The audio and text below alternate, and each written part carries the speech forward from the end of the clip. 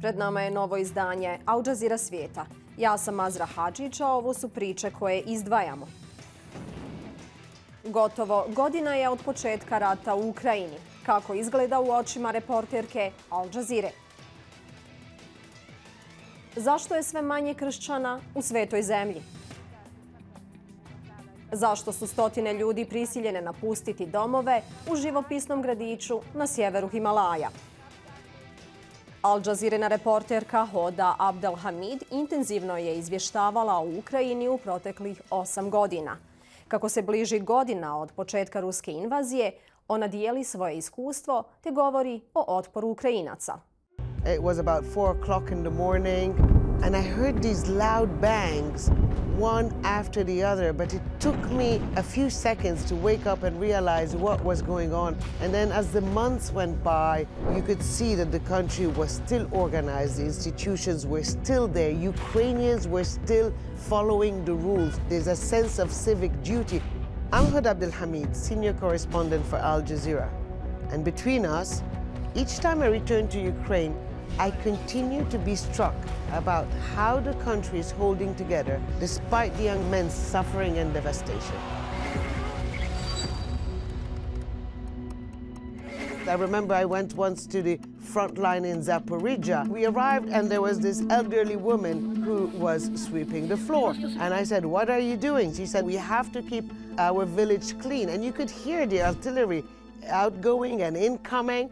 She wasn't flinching. She took me to some basement and I walked in this basement and all of us, the whole team, we were completely amazed. There was a group of women, maybe 10 of them, all in their 50s and above, all living there alone. If the Russians had pushed forward and they were only 5 kilometers away, they said that they were going to get out of their shelter, stand there and explain to the Russians that this is not their country and they should leave. I have been covering Ukraine since 2014, and many Ukrainians would tell you, we have been at war for the past 8 years. I remember going to Crimea, and at the time the Russian soldiers were slowly, daily coming into that peninsula. And I remember thinking that there was very little resistance from the Ukrainians. But people would tell you, this is not the same Ukraine. This is not the same army, and this time we will defend ourselves. And I think where you have the upper hand here is that there is really a belief among Ukrainians that this is their cause. They are on the right side. They are not the aggressor. I was holding my breath when the counteroffensive in the northeast of the country started. The morale around the country was so high because the Russians were retreating. It's so good! We are Ukraine! We arrived in Izium. You walk into this forest and you see these hundreds of crosses on top of little mounds of sand next to a cemetery. Just a few had names on them. The rest were just crosses. You didn't know who they were. It was also shocking to see these poor forensic experts digging out these bodies. The smell literally stayed under my nose for days on end. After that, each time we went to a newly liberated area, you had this apprehension. How many bodies are we going to see? How much more are we going to see? Because it is a terrible scene. And what really surprised me in all of that is that you had family members, you had friends who were coming there to ask about their loved ones. And they were so collected and so calm and so orderly and following instructions despite you could see all that pain etched on their face. And that's a moment I'll never ever forget. People looking for the bodies of their loved ones, regardless of how they died. It's just quite shocking. I think the attacks on the big cities, the attacks on the infrastructure, on the power stations, on the water supply chain, that will continue. And in all of that, you still have Ukrainians who tell you, We will continue fighting, even if we have to spend the winter in the cold and in the dark. And bear in mind that a lot of people last winter, especially the elderly, had died of cold in areas that were under bombardment. I could not sometimes stand in the street for more than 5 to 8 minutes. It's sub-zero. During the day it could be minus 20 degrees centigrade, and then it could down at night to minus 30. As the colder days approach, I really wonder what Ukrainians are going to do. I mean, they have small children, they have elderly parents, a vulnerable population that cannot survive in that cold. And that really worries me a lot, because I did feel that cold, and it's really terrible.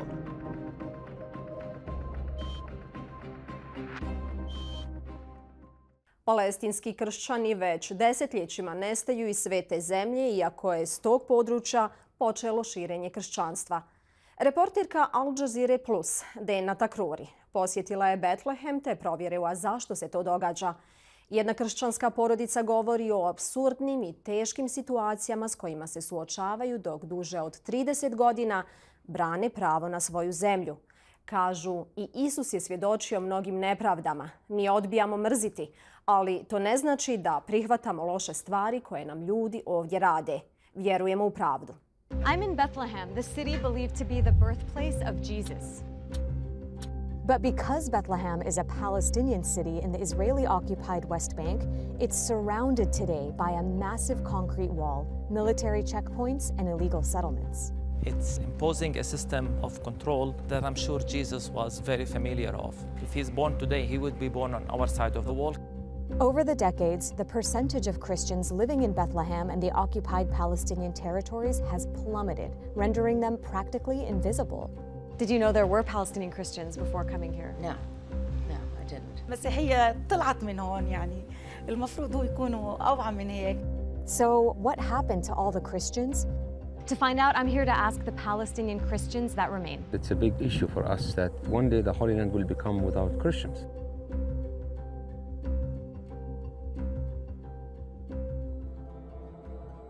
This is the Church of the Nativity in Bethlehem, one of the holiest sites in Christianity.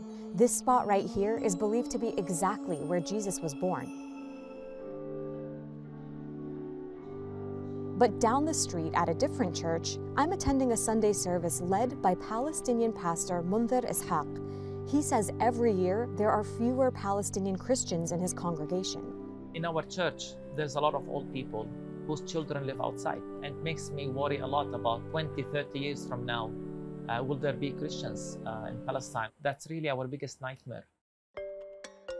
Around the year 1900, Christians made up about 11% of the population of what was historically called Palestine. That's now down to less than 2% in all of Israel and the occupied territories. The decline is much more pronounced here in Bethlehem. 70 years ago, the area was 80% Christian. Today, that number is only 12%. Why are the numbers of Christians specifically dwindling here? Like all Palestinians, we live under Israeli reality, Israeli oppression. Here in the West Bank, in Bethlehem, we live under the Israeli military occupation, where we suffer from restrictions of movements, very limited opportunities economically. Overall, the quality of life here is very difficult. This used to be the main road in Bethlehem. And then the wall cut really in the middle of the road. And what used to be one of the liveliest streets or roads in Bethlehem is now this dead area as a result. To us, Jesus was one of our own. We look at him as a Palestinian Jew. He was born here. And I think even if he's born today, he would be born on our side of the wall, because Jesus was born under the occupation, under the Roman Empire. Israel began building the wall here in Bethlehem in 2002 in what it says was an attempt to stop Palestinian attackers from entering its territory. But rather than building the wall on the boundary between Israel and the West Bank, it was built deep inside the occupied Palestinian territories. That left massive areas of Palestinian land inaccessible to their owners on one side of the wall, while keeping Palestinians confined on the other side. While walking through Bethlehem, I spoke with Samir Lolas, who crafts and sells souvenirs made from olive wood. The wall is just a few feet away from the front door of his shop. لك صراحة يعني الجدار هذا مشكلة على بيت لحم كبيرة. هنا كان المحل يسوى مصاري، كان شغل كويس. كيف بدي أقول لك؟ كيف اللي حاطين على كلب الواحد صخرة مش قادر، يعني هذا على قلوبنا صخرة. هذا مفروض يمكن يعني مش مفروض يضل. The wall cuts off access to most of Bethlehem's farmland, and in the north, it completely blocks off the route to Jerusalem, another city Christians consider holy, which is just over 5 miles away. It makes us wonder whether if Jesus was here today and wants to go to Jerusalem, would he need a permit to go to Jerusalem? Because you do. Everybody here does, right? Everybody here does. Israel has imposed this permit system on Palestinians living in the West Bank and Gaza since 1993. To leave those territories, even if it's to worship at Jerusalem's holy sites, Palestinians have to apply for Israeli permits that are often rejected. In 2022, many local Christians were banned from attending Easter celebrations at the Church of the Holy Sepulchre, where Jesus is believed to have been buried. It was very upsetting to see, as a Christian, that I and others like me can't go to one of our important ceremonies in Easter, the most important ceremony. This is, of course, part of a much larger violation of Palestinian Christians' right to religion. Because like other Palestinians, Christians have faced violence and attacks from the Israeli state and settlers alike. One shocking recent example of an attack on Christians at the hands of Israel was this. In May 2022, Israeli forces attacked the funeral procession of Palestinian Christian and renowned Al Jazeera journalist Shireen Abu Akleh. She was shot in the head by an Israeli soldier while reporting in a helmet and flak jacket clearly marked as press. It was extremely upsetting. Even just her funeral, it was under attack. It was probably one of the biggest events that I've seen in my lifetime, where you see both the Palestinian struggle and Christian symbolisms sort of in one place. There were both Muslims and Christians praying together. Often there's this desire and interest to see Palestinians split on the basis of religion, and by the West also a narrative where Muslims are persecuting Christians, but here we saw all Palestinians coming together. You know, a lot of time when visitors come, they ask me, how is your relationship with your Muslim neighbors? And I simply ask, well, they're our classmates, they're our business partners, they're our neighbors, literally. Mundir is also the director of the Christ at the Checkpoint Conference, which aims to teach Christians who visit Bethlehem from around the world about the realities of the occupation. Prior to coming here, did you know that Palestinian Christians even exist? Not really, no. I thought they were mostly Muslim. What are your impressions of the West Bank and specifically the occupation? It's insane to me, honestly. I didn't really know much about it coming here, which is I'm kind of ashamed of, but it really struck me because I just have never really seen people live like this before. Jesus is believed to have been born just down the road. How do you think he would feel today seeing the checkpoints and the wall and the occupation? I think he would barge in and give one of his parables, perhaps. He would make some pretty pressing demands on the people.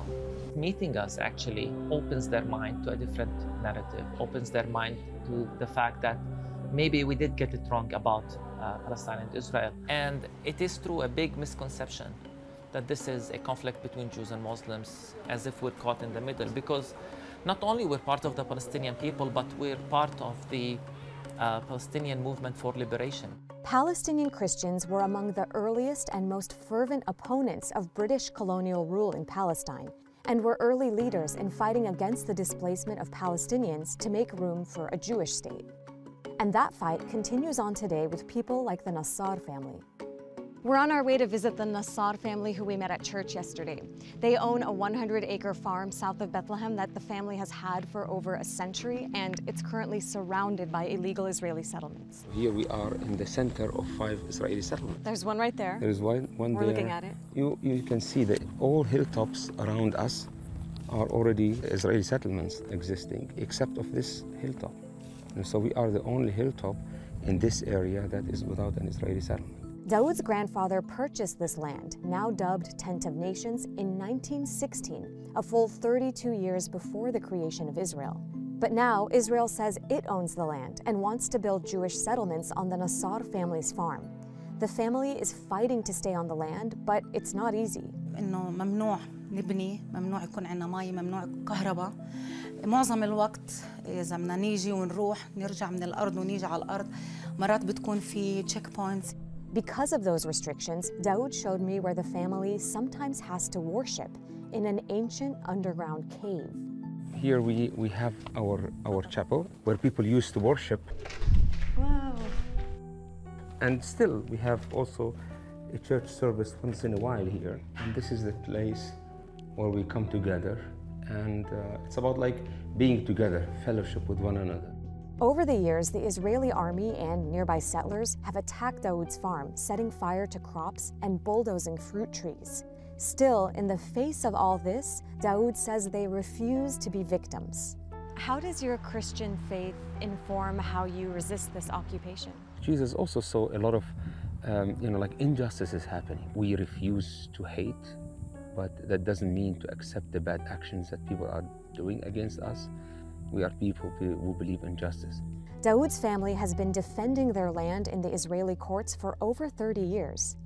I think, when you're talking, people might not realize you're a Palestinian family on Palestinian land, and Israel's trying to take your land, and the only recourse you have is to resort to an Israeli military court. It's like the cards are stacked against you, it sounds. Of course, we know that this is unjust, and we are under occupation. For us, this is the only way to try to protect, keep knocking at the door of justice, In the meantime, Daoud says that most of the other Christian families in the nearby village of Nahalin have left after being pushed out by settlements and blocked off by the wall.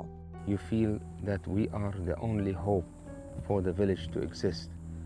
So our mission to protect the land is not just about protecting the private property, but it is the hope for many people. We ask you to bless our community here and to bless the food. The farm hosts summer camps and activities for the local Palestinian community. It also hosts international volunteers. Thousands have come over the years and have more freedom of movement than the Nassar family themselves. يعني أنا دائما عدة مرات بحكي للجروبات يا ريتني إنه أنا أروح معكم في الباص وتلففوا لنا، لأنه مزبوط إحنا ما بنعرف جوا، إحنا ما بنعرف بالضبط من القدس ولا الشمال، يعني ما بنعرف البلد منيح. إذا أنت حطيتيني في القدس أنا ما بعرف، بضيع. احكي لي ليش أنتوا وجودكم كعائلة مسيحية مهمة كتير هون؟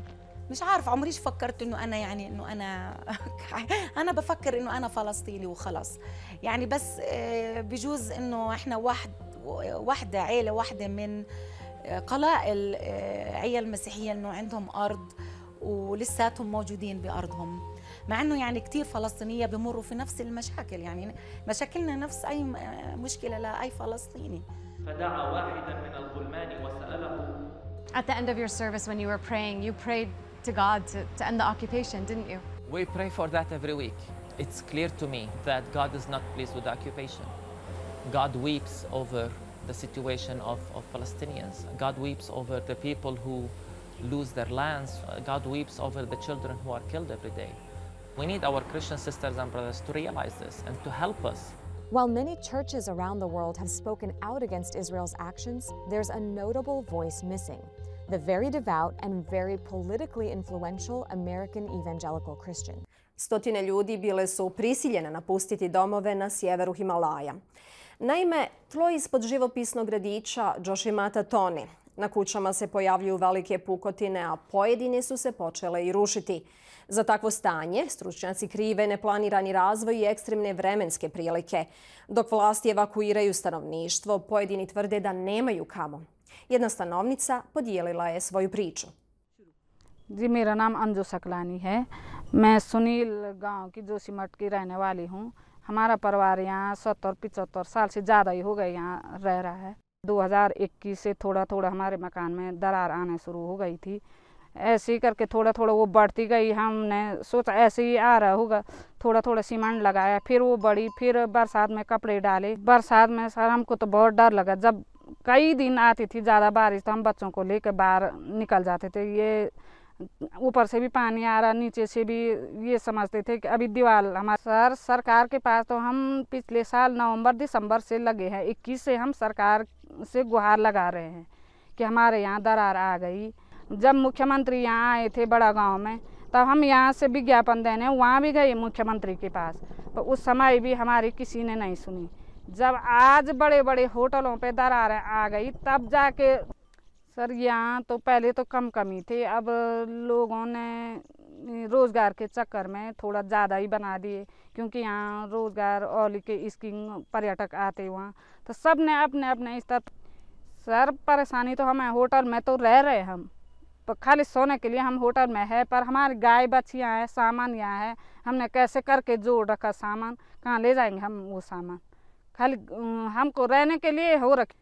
Sir 1.5 lakh के लिए बोल तो रहे, अभी मिला तो नहीं, हमको बुला तो रखा उनका कि तहसील में आना, पर अभी टाइम भी नहीं मिला, अब जाएंगे क्या पता, पर अभी तक हाथ में तो नहीं मिला। पर 1.5 लाख से आप ही बताओ कि 1.5 लाख से क्या होगा हमारा। 2-3 लाख हमारा तो सामान ही पड़ा है यहाँ पर, जब मकान बना रहे थे हमारे तो लोन लेके मकान। Sve više sjevernoameričkih kompanija koje zatvaraju svoje proizvodne pogone u Kini, što je prilika za zemlje Latinske Amerike.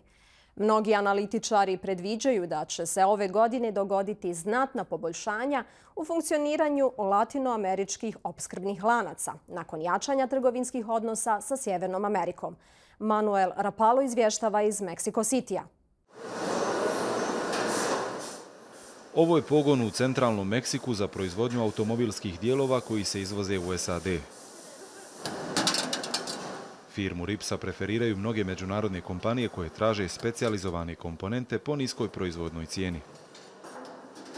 We have a very good quality. That's one of the strengths we have. The quality. We also have a very good personnel which is very well trained. Proteklih 50 godina Ripsa je izrasla iz male porodične u snažnu kompaniju na svjetskom tržištu. Apart from automotive parts, this manufacturing plant in Mexico City is producing components for various emerging industries like renewable energy and even aerospace technology. The vast majority of these components will be exported to the US and Canada, among other international buyers. Na nedavnom samitu u Mexico Cityu čelnici Kanade, Meksika i SAD-a obećali su jačanje ekonomske saradnje i konkurentnosti Sjeverne Amerike. I dok se SAD udaljava od kineske proizvodnje, stručnjaci kažu da će to dodatno potaknuti trend takozvanog nearshoringa, prakse širenja proizvodnje u zemlje koje su u neposrednoj blizini baze kupca kompanije.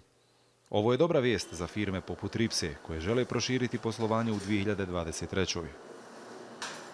México está en una posición inmejorable para aprovechar el momento histórico de reemplazar a China como proveedor de Estados Unidos y también de reemplazar a Estados Unidos como proveedor de China, ¿no? En el marco de las tensiones comerciales que hay. Prema podacima meksičke vlade, samo prošle godine gotovo 400 međunarodnih kompanija preselilo je proizvodne pogone iz Azije u Meksiko. Poslovni ljudi poput Samuela Oldaka, osnivača Ripse, kažu da uspjeh uveliko ovisi o iskorištavanju prilika za veću trgovinu. Si nos dedicamos exclusivamente a fabricar lo nacional, es difícil sobrevivir. Entonces sí se depende mucho de la Kina je i dalje prva zemlja u svijetu po proizvodnji, s više od 1/4 globalne industrijske proizvodnje. Ali ekonomisti tvrde da bi zbog novih trendova u globalizaciji, kao što je kontinuirani rast nearshoringa ili bliskog opskrbljavanja, Meksiko uskoro mogao doći na čelnu poziciju globalnih opskrbnih lanaca. Pred kraj emisije idemo do Kenije. Mnogi od najuspješnijih svjetskih atletičara na duge staze su upravo iz te države, ali deseci su suspendirani zbog korištenja nedozvoljenih medikamenata. Kako Catherine Soy javlja iz Eldoreta, Atletski savez te zemlje i pojedini sportisti koji su se našli pod suspenzijom obećali su da će se boriti protiv, kako je nazivaju, dopinške krize. Ovaj gradić u velikoj rasjednoj dolini sa krajolikom koji oduzima dah i velikom nadmorskom visinom poznati je atletski centar. Ovdje ćete naći sportiste poznate po trčanju na srednjim i dugim prugama. Mnogi su osvojili brojne nagrade i zlatne medalje, ali dok atletičari nastavljaju sa obaranjem rekorda, deseci njih su suspendovani sa takmičenja zbog dopinga. Kenijac Mark Kangogo donedavno je bio zvijezda u usponu. Takmičio se u planinama Švajcarske i pobjedio u jednoj od najtežih utrka sezone. Na testu je utvrđeno prisustvo 2 zabranjene supstance u njegovom organizmu. Dobio je 3 godine zabrane i oduzeta mu je titula. So mimi sikujua sasa hiyo dawa inaenda kunipea shida. Unaona? So wakati vile china yangu ilitachwa hivyo, nilihuzunika tu, nikasikia kabisa. Kenija se godinama suočava sa rastućom upotrebom lijekova za poboljšanje performansi. Od kraja novembra 55 kenijskih sportista je pod suspenzijom, a 8 ih je privremeno suspendovano. Nedavno je predsjednik Međunarodnog atletskog saveza Sebastian Coe pohvalio napore Kenije da se uhvati u koštac sa tim problemom. Government has already committed $5 million a year for the next 5 years. That is $25 million. And that money will support that all-out war against doping. Wilsonu Kipsangu, bivšem svjetskom rekorderu u maratonu, uskoro ističe 4-godišnja zabrana nastupa nakon što je propustio obavezne doping testove. Kaže da pomaže da se sportisti edukuju o tom problemu. You have to be very strict on what goes into your mouth. That anything that goes into your mouth, it's the responsibility of the athlete. So there's that kind of ignorance for athletes. Jedan od lijekova koji se najčešće zloupotrebljava je protiv anemije. Riječ je o vakcini koja povećava broj crvenih krvnih zrnaca koja prenose kiseonik do mišića. Drugs like this one are easily available in chemists here. All you need is cash and a good pharmacist. People we've talked to say it's a lucrative business. Neki od sportista poput Kangoga, koji su pod suspenzijom, kažu da samo žele nastaviti trenirati, čekati da zabrana istekne i nadati se da će ponovo moći da se takmiče. Ovom pričom priveli smo emisiju kraju. Sve naše sadržaje potražite na portalu balkans.aljazeera.net. Doviđenja.